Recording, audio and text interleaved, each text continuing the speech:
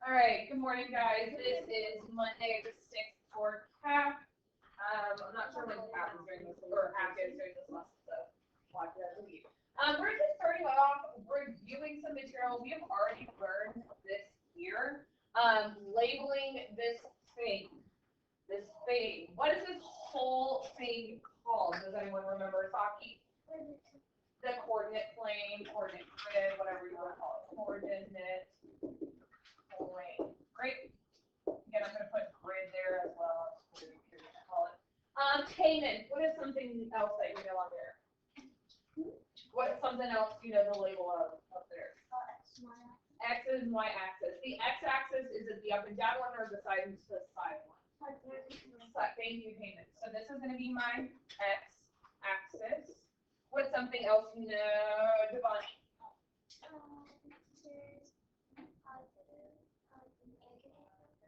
There's positive and negative numbers. That's correct. I'm going for one of these labels that's on here. Do you know one of these labels that's on here? This is pointing at this intersection point. This one's pointing at the up and down. And this, the origin. The origin is where they intersect. Very good. Origin. Okay. What's something you know, Nicholas?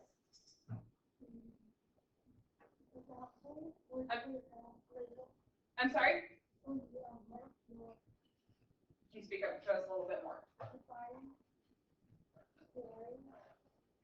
literally can't hear. What was that?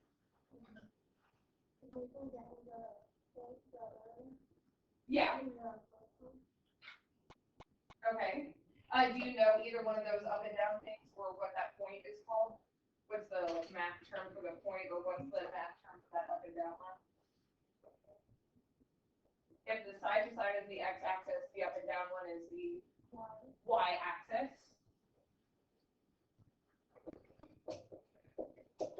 Okay, and then Michael, do you know what that one's called?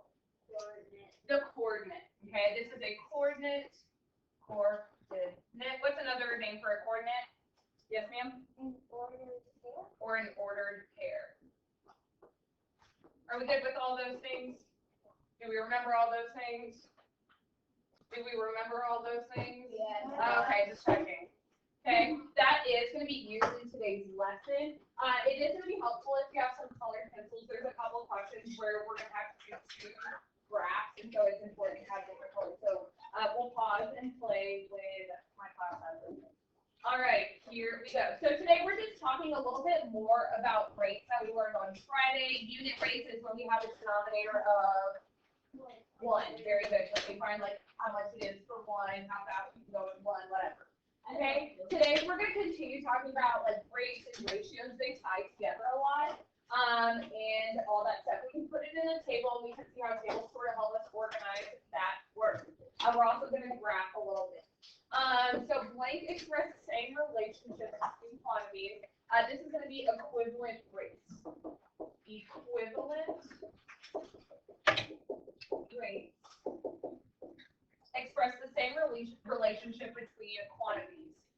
So the ratios of 2/3, 4/6, and 6/9 are all equivalent since they all simplify to 2/3. Very good. So ratio tables can help us organize that information. Okay? Again, it's going to be sort of similar to Friday. I'm going to do a couple, you'll see it, and then you'll move on. Okay, so we have a problem, and they gave us a table of things just to help us organize stuff. The problem says to make cleaning solution, you mix 1 cup of bleach with 16 cups of water. How much bleach should you mix with 80 cups of water to get the same strength of cleaning solution? So we're talking about two different things in there. We're talking about cups of water and cups of bleach. It doesn't matter in this one which one goes on top and on bottom. Okay, so they just picked one and they kept the same units across. Then they filled in the table. It's the same thing as a proportion. They put bleach, they put water. They filled in what they know, 1 and 16 and 80. Do you see how the table is just the same thing as a proportion? Okay, same thing. It just puts it in a pretty box. Okay, we're still going to use the same techniques that we've learned before. If I wanted to go side to side, I could. What would I multiply this with now, Michaela? Times 5. And whatever I do to the bottom, I do to the top. So 1 times 5 would give me 5. Is that the only way I could solve this problem? No, what's another way I could solve this problem? Bill said no, what's another way I could do it? Up and down. If I want to work towards my unknown, how do I go from 16 to 1? Divide by 16, not times. Divide by 16, and guess what my answer would be? 5. No matter what, my answer is 5. And with our answers, we want to make sure we put our units. So that's going to be 5. What? 5 cups of bleach. Are we good with that? Okay. Number 2. Huh? So let's look at this one. Joey Chestnut won a hot dog eating contest by eating 66 hot dogs in 12 minutes. This is an actual person, by the way. Joey Chestnut. He's like a competitive eater. It's disgusting. Yeah. Every 4th of July they do this thing, and every time. Anyway. So if he ate at a constant rate, how many hot dogs does he eat every 2 minutes? So they have a ratio table here, and there's a couple of things to notice. Could I go straight from 12 to 2? Yes, I would just need to divide by 6. I could divide by 6, and that would give me 11. But why are there those middle boxes? Because sometimes this is a nice one and it works out just fine, but sometimes there's evil, nasty equivalent like rates where you can't go there quickly. So what is a strategy? Like when we were talking about proportions, what was a strategy I could sometimes do before I worked it over? I could simplify. What can I do with 66 and 12? Divide by 6, what else? 3, what else? 2. Okay, there's lots of options. Again, I always like to go big or go home. I could divide them both by 6.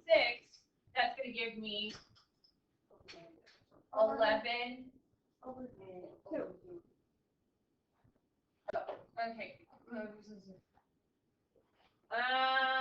Okay, because that just got me the same thing. Okay, what if I divide it by 3? Let's do that. Divide by 3, divide by 3, you're like, why? If I divide it by 3, what would that give me? 4. 4 and 22. Okay, to go from 4 to 2, I could divide it again. It's just showing you like stuff we already know. Like we can divide it a couple times, we can multiply it, all this kind of stuff to still get that same answer. All of it. Are we good with that? Yeah. Okay, no matter what my answer is, 11 hot dogs. Can you imagine eating 11 hot dogs in 2 minutes? Okay, so what would that unit rate be? How many would it be in a minute? That's like 6 minutes. How many hot dogs would that be per minute? 5.5. 5.5. Can you imagine eating 5.5? Oh my gosh, 5.5 hot dogs. Ugh. Yeah. Okay, so what are we doing in here? We're multiplying or dividing related quantities by the same number. What's that number that we multiply them both called? Our scale factor. Okay, we always scale by,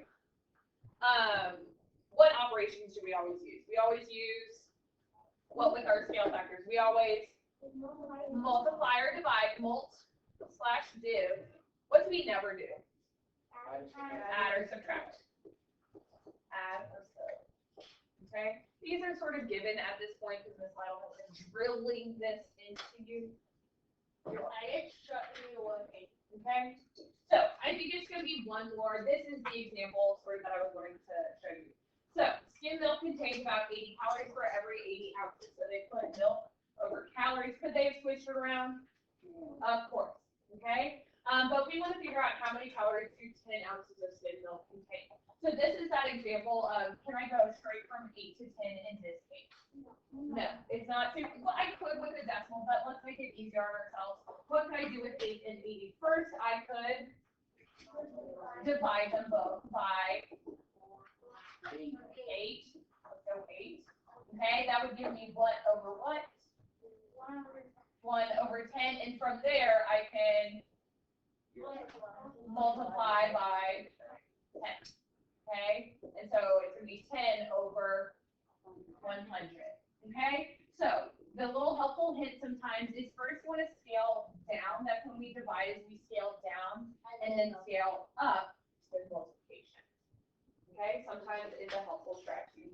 Do the last one on your own. Ready, set, go.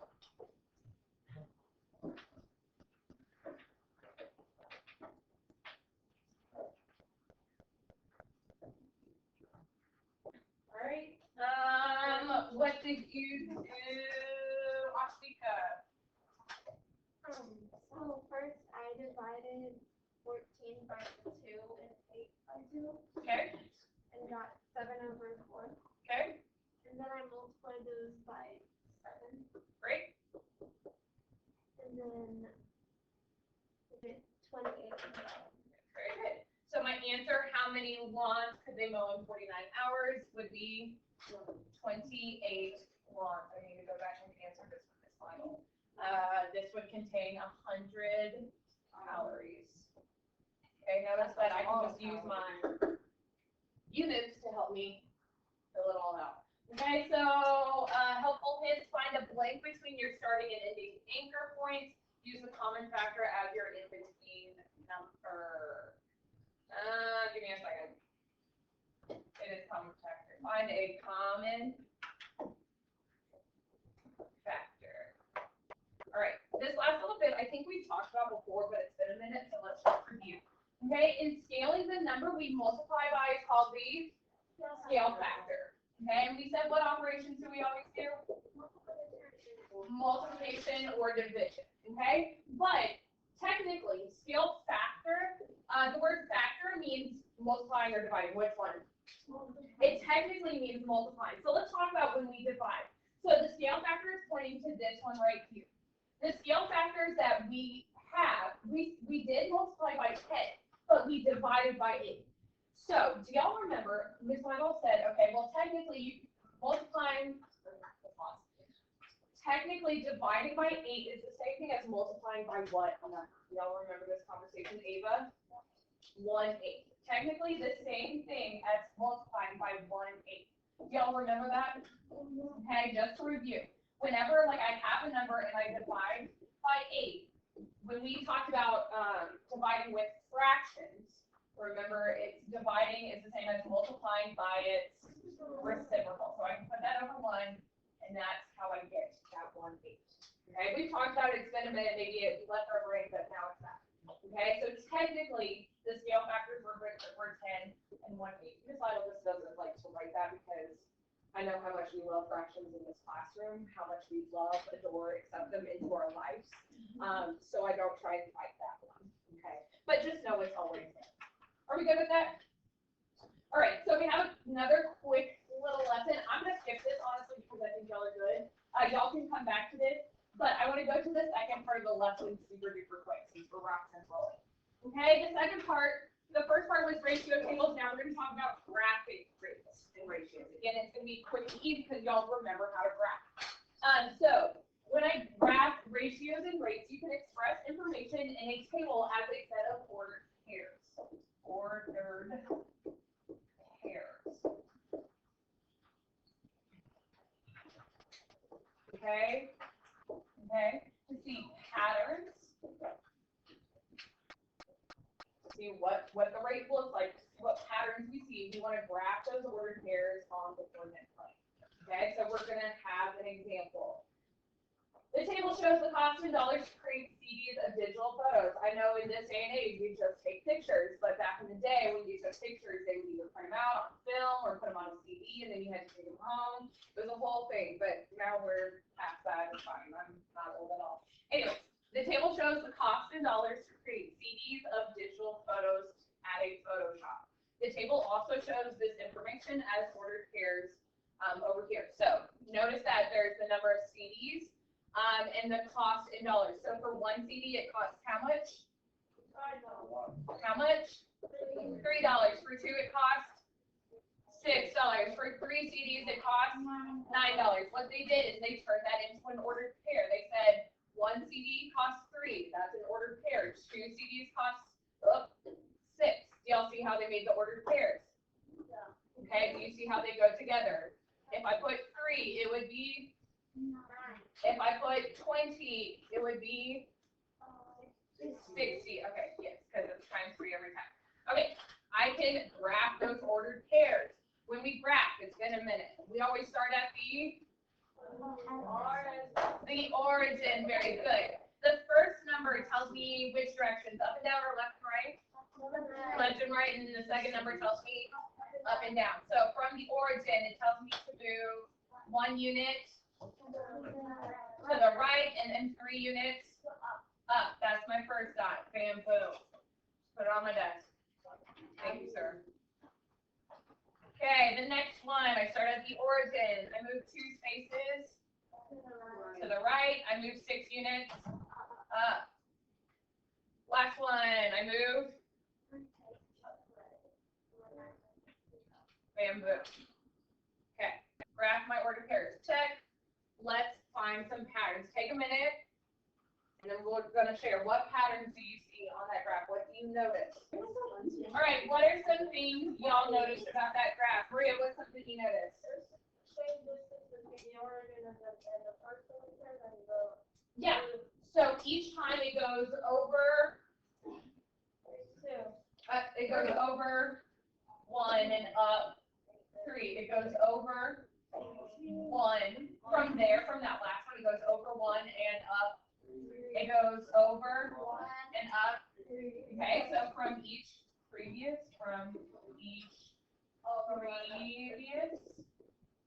it goes up, over, right, right, 1, and up 3 units. Why is that? Where do those numbers come from? Why 1 and 3?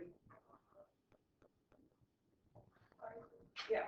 Well, it's because the way it's such a it's 1 and 3, and then it's 2 and 6. So each time they so then the point that they multiply by 3. Then after that, what I also saw was it keeps on going like 3, and it goes like a line. It always goes up 3, so I want to go. Why is it always going up 3? Because they're multiplying. And where's that 3 coming from in the problem? Let's go back to the verbs. And class, this is for everyone. Why is it going up by 3 each time? How much does each CD cost? $3. Okay, we're increasing the number of CDs. It increases the money. Okay, just checking. They're not just numbers. They're people too. Okay, what else could you say? What kind of pattern do you see with those points? It's like a ladder. If you did that cute little connect the dots game, what happens? It goes in a line. They make a straight line. That is important. That is something we'll talk about in the January time. The magical word when it makes a line, y'all ready for it? It's called linear. Y'all want to sneak peek? Linear? Guess what? Wow, it has a line in it. Okay, here we go. Yes.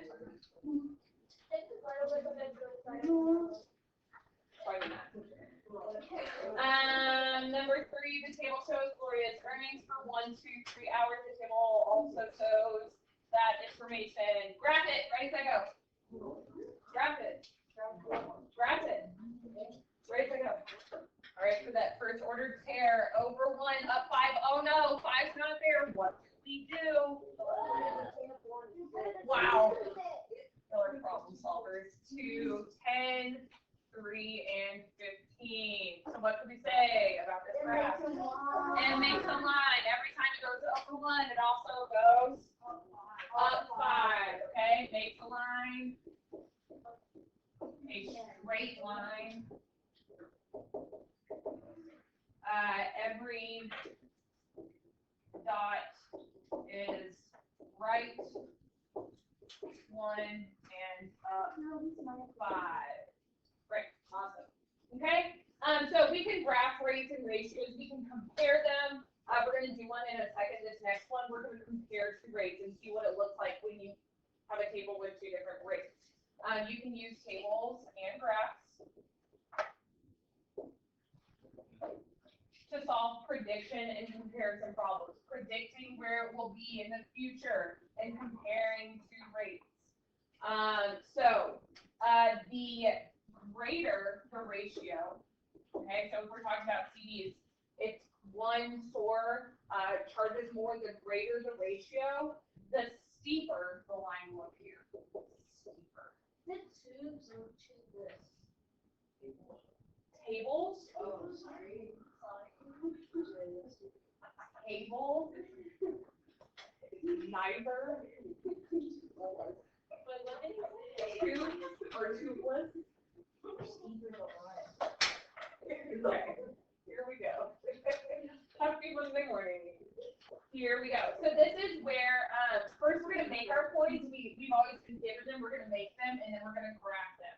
So two friends are making scrapbooks. Renee places 4 photos on each page, and Gina places 6 photos on each page. You're gonna make a table for each scrapbook that shows the total number of photos placed if each book has 1, 2, 3, or 4 pages. Okay, so this is where we're gonna do this, and then we'll use our different colors. So for Renee, she did, what did her say? 4 on each page. So if she had 1 page, that would be how many photos? If she had 2, it would be 3 would be 12 and 16. Now we're gonna make our coordinates. What would, raise your hand, what would the first coordinate be? What would the first coordinate be, Ava? 1, 4. Notice how I have parentheses around it. Do the rest, right? So go. All right, here we go. 2, 8, 3, 12, and 4, 16. All right, next. Gina places 6 photos on each page. So for one page, she's gonna have 6. 2, she's gonna have 12. Go fill out the rest, right? So go. All right, here we go. Now we are going to graph those ordered pairs. I don't know if they're on separate pages or are they on the same page. Okay, this item will have the graph up here, but this is where we're going to graph their points. You don't have to do it. It says do it in blue and in red, but just do it like I'd make it key. So next to Renee, I would put like a blue dot so that way you remember. Okay, and we're going to graph those rates. Please do them in different colors. So for like the first one, for Renee, 1, 4, 2, 8, all that kind of stuff. 1, 4, 2, 8, 3, 12, and 4, 16. We'll pause. Okay. All right, here we go. For Gina, I'm going to do Gina in green. Oh, sorry. We got 1, 6. We're a little loud. 3, 18, and 24. Now, looking at those graphs, can we still say that they are linear for both of them? Yeah. Yes. Okay, but let's sort of look. This allows us to use a magical tool. And so I'm going to try and do connect the dots with each one of them. Oh, it's because. Did I graph that right? Give me a second. Oh, it's because I put my dot in the wrong place. Here, let me fix that real quick. Sorry, my green one's one spot over. Okay. 24. Okay, and then I'm going to do another line connecting. So y'all see how that one goes through all the green ones? I'm going to do another. Oopsie. I'm going to do another line and connect all the blue ones. Okay. Do y'all see how like one is technically steeper? Which one would y'all say is steeper? Goes up quicker. The green or the blue? The green, and it's because she's putting more on a page. Okay, so can y'all see that difference and stuff like that? Okay, so I can say that the green, so Gina has a steeper line, and that's because she's putting more on each page. Now the last little bit is prediction. Okay, I didn't solve it, but I could figure out predict the number of photos each friend will use on 15 pages. So I need to predict if Renee and if Gina. Gina was doing how many per page? One page was 4. 1 page was 4 pictures. If she had 15 pages, how many would that give me? Okay, 60, how do we do that? Times 15 times 15. 4 times 15 gives me 60 pictures. Great. Gina had how many per page? 1 page equals 6 pictures. We're predicting if there was 15 pages, how many would that be? In this case, again, we are going to multiply from 1 to 15 times 15. 6 times 15 is going to give me 90. Are y'all good with predictions too? It's all the same. Okay, just making sure we've seen this stuff. All right, what you're going to work on, those homework problems. This one, number 1, has a lot of parts to it. It all, like these instructions tell you what to do in this table down here. And then there's a little bit of graphing. What else you need to work on tonight is the test review. When is it due? 11:59. When? Today. Okay, please make sure you do that. You have the rest of the class. Thank you. Go ahead and